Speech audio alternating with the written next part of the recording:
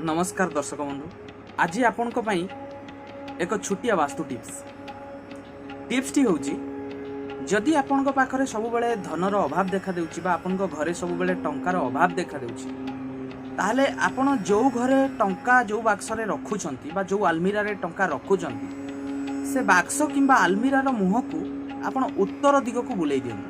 हाँ मन रखिबे ये बाक्स को आप दक्षिण दिगर कांथरे लगे रखिए कि तार मुह उत्तर दिग को हवा निहाती आवश्यकता अच्छे।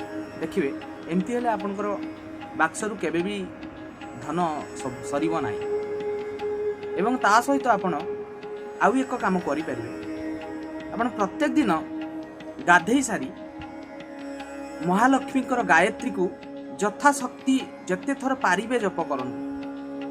गायत्री होची एमती ओम महालक्ष्मीश्च विद्महे विष्णु पत्नीश्च धीमहि तन्नो लक्ष्मी प्रचोदयात्। यही मंत्र को जप करन। टिप्स टी एतिक शेष होला। भल लागिले निश्चित भाव सब्सक्राइब करिवे। धन्यवाद।